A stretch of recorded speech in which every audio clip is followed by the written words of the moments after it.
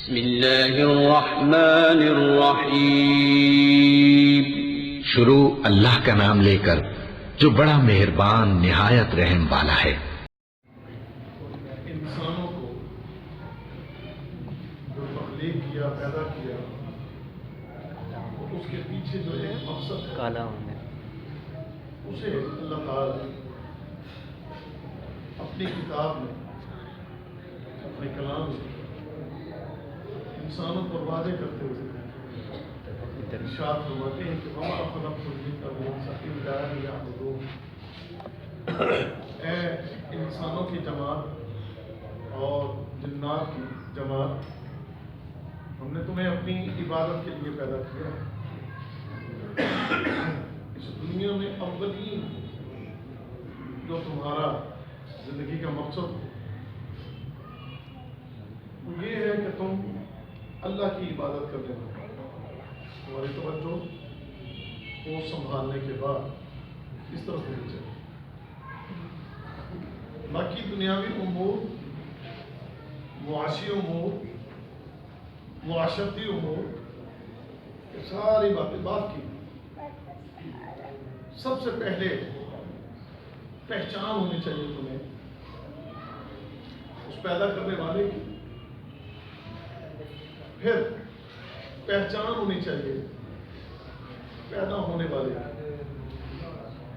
پیدا کرنے والے کی پہچان اس ذات کا جس نے ہمیں پیدا کیا، جو ہمارا خالق ہے، جو ہمارا مالک ہے، اس کی معرفت، اس کو جاننا، پہچاننا، پھر اس کے حق کو پہچاننا، پھر اپنے آپ کو دیکھنا، اپنے آپ کو پہچاننا کہ میری کیا اوقات ہے، میں کیا ہوں۔ اس اللہ نے، جس خالق نے، جس مالک نے مجھے یہ وجود دیا ہے، میں کچھ بھی نہیں تھا۔ هل أتى على الإنسان حين من الدهر لم يكن شيئا مذكورا۔ آپ پر ایک زمانہ ایسا آیا ہے کہ جس زمانے میں آپ کو کوئی بھی جاننے والا نہیں تھا۔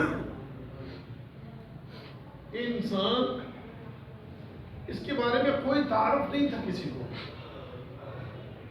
انسانوں سے پہلے کچھ مخلوق اس کائنات میں تھی، فرشتے تھے، فرشتے ہم سے پہلے کے، جنات ہم سے پہلے کے، ابلیس پہلے ہے، آدم علیہ السلام بعد میں۔ وہ آپ جانتے ہیں، میں اس کی تفصیل میں نہیں جانا چاہتا۔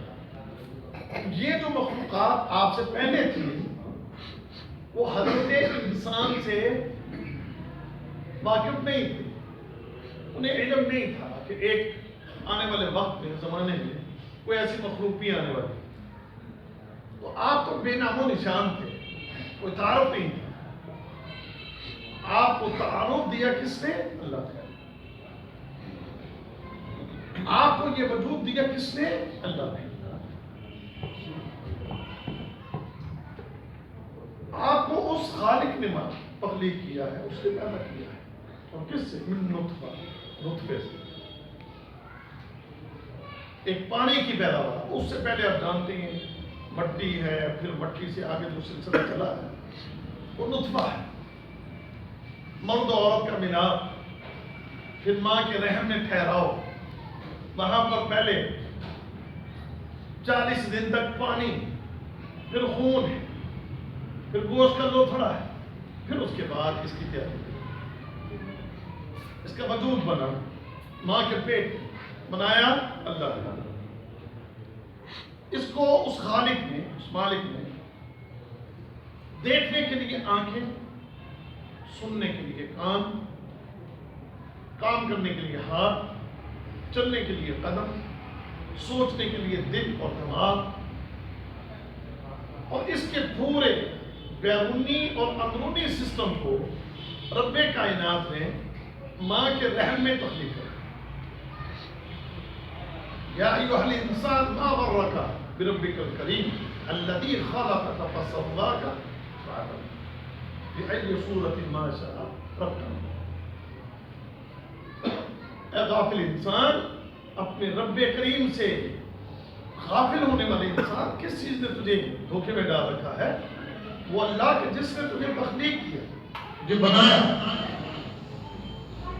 تیرے اس وجود کو اس نے تخلیق کی اور ایک ایک چیز اس مالک نے تیری ضرورت کی تجھے عطا کرتا، پھر اس کے بعد ماں کے رحم سے تو دنیا میں آیا، اس دنیا میں اس اللہ نے پھر تیری ہر ضرورت اور ہر حاجت کو اس نے پوچھا، اس دنیا میں اس نے تجھے ایک نام دیا، جی ہاں یہ انسان، کیسے تقریب کی، کیسی عزت دی، فرشتوں سے کہا